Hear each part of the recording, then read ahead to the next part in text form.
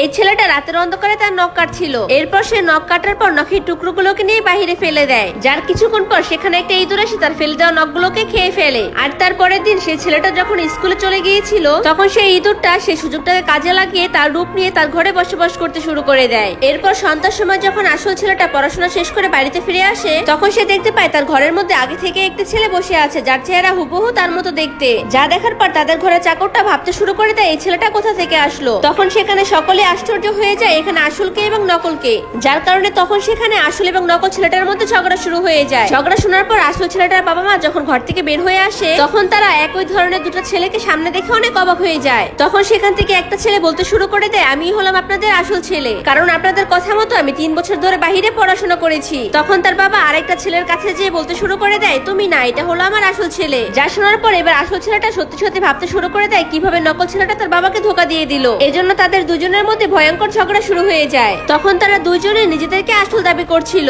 এজন্য ঘন্টার পর ঘন্টা ঝগড়া করার পরও তার বাবা মা কিছুই বুঝছিল না। ঠিক তখনই তার মায়ের মাথায় একটি আইডিয়া চলে আসে। তখন তার মা দুজনকে জিজ্ঞেস করে, যখন তুমি ছোট ছিলে তখন তুমি পানিতে ডুবতে ডুবতে বেঁচে গিয়েছিলে, এখন বলো তখন তোমার বয়স কত ছিল। কিন্তু অবাক করা বিষয় হলো তখন তারা দুজনে সঠিক উত্তর দিয়ে দেয়। তখন তার মা আবারও জিজ্ঞেস করতে শুরু করে, গত মাসে তোমার জন্য যে আলমারিটা বানিয়েছিলাম বলো সেটা কি কাঠ দিয়ে তৈরি করা ছিল। যা শোনার পর তখনই নকল ছেলেটা আসল উত্তর দিয়ে দেয়, কিন্তু আসল ছেলেটা কোনো উত্তর দিতে পারে না, কারণ সেই আলমারিটা বানানোর সময় আসল ছেলেটা বাড়িতে ছিল না। সে ওই সময় বিদেশে পড়াশোনা নিয়ে ব্যস্ত ছিল। এজন্য তার বাবা মা অনেক রেগে তাকে নকল ছেলে মনে করতে শুরু করে, যার জন্য চাকর তাকে ধরে বাড়ি থেকে বের করে দেয়। কিন্তু যাওয়ার সময় ছেলেটা বারবার বলছিল, প্লিজ তোমরা আমাকে বিশ্বাস করো, আমি তোমাদের আসল ছেলে। কিন্তু তারপরও তার বাবা মা নকল ছেলেটাকে আসল মনে করে ঘরে নিয়ে যায়। এরপর আসল ছেলেটা অনেক মন খারাপ করে একটা পাহাড়ের উপরে পৌঁছে যায়। এরপর সে মনে মনে ভাবতে শুরু করে এই পৃথিবীতে এখন আর তার বেঁচে থেকে কোনো লাভ হবে না। এরপর যখন সে মরার জন্য পাহাড় থেকে লাফ মারতে যাবে, তখন এক বৃদ্ধা জাদুকর এসে তাকে বাঁচিয়ে ফেলে। তখন সে জাদুকর তাকে বলে, ছোট্ট একটা বিষয়ের জন্য তুমি কেন মরতে চাও। কিন্তু তখন সে ওই বৃদ্ধা জাদুকরকে তার জীবন বাঁচানোর জন্য ধন্যবাদ না দিয়ে তার উপর অনেক রেগে যায়। এজন্য জাদুকর তার উপর অনেক রেগে তার জীবনের সকল সত্য কথা বলে দেয়। যা শোনার পর সে ছেলেটা অনেক অবাক হয়ে ভাবতে শুরু করে দেয়, এই বৃদ্ধা আমার জীবনের সকল সত্য কথা কিভাবে জানলো। তখন ছেলেটি ওই বৃদ্ধার কাছে সাহায্য চাইতে শুরু করে দেয়। এরপর জাদুকর তার ব্যাগ থেকে একটি বিড়াল বের করে বলে, এই বিড়ালটাকে ওই নকল ছেলেটার সামনে নিয়ে ছেড়ে দিলে সকল সত্য বের হয়ে আসবে। এই জন্য সে ওই বিড়ালটাকে নিয়ে তাদের বাড়িতে চলে যায়। তখন তাদের বাসার চাকরটি তাকে দেখে চলে যেতে বলে, যার কারণে এবার তার ঘোড়াটা অনেক রেগে চাকরটির পাছায় একটি লাথি মেরে দেয়, যার ফলে চাকরটি লাথিকে বাড়ির উঠানে এসে পড়ে যায়। এই সুযোগে আসল ছেলেটি বিড়ালটিকে নিয়ে নকল ছেলেটির সামনে চলে যায়, যার ফলে নকল ছেলেটি বিড়ালটিকে দেখে কাঁদতে শুরু করে দেয়। এরপর সে অনেক ভয় পেয়ে তার বাবাকে জড়িয়ে ধরে। তখন তার বাবা মা বলতে শুরু করে, আমাদের ছেলেটা অনেক ভয় পাচ্ছে, তুমি বিড়ালটিকে নিয়ে এখান থেকে চলে যাও। কিন্তু তখনই হঠাৎ করে আসল ছেলেটা বিড়ালটাকে ছেড়ে দিলে নকল ছেলেটা বিড়ালটাকে দেখে ভয় পেয়ে দৌড়াতে শুরু করে দেয়। যা দেখার পর সবাই অবাক হয়ে ভাবতে শুরু করে দেয় এই ছেলেটা ছোট্ট একটা বিড়ালকে কেন এত ভয় পাচ্ছে। কিন্তু তখনই সে মানুষের মতো দৌড়াতে দৌড়াতে হঠাৎ করে ছোট্ট একটা ইঁদুরে পরিণত হয়ে যায়। এরপর আসল ছেলেটা তার কাজ শেষ করে আবারও সে জাদুকরের কাছে চলে যায় এবং তার বিড়ালটাকে তার কাছে ফিরিয়ে দেয়। তখন যাওয়ার সময় জাদুকর তাকে বলতে শুরু করে, কখনো কোনো পরিস্থিতিতে নিজের মনোবল হারাবে না এবং মনে রাখবে আত্মহত্যা মহাপাপ, কখনো এই কাজ করার চেষ্টা করবে না।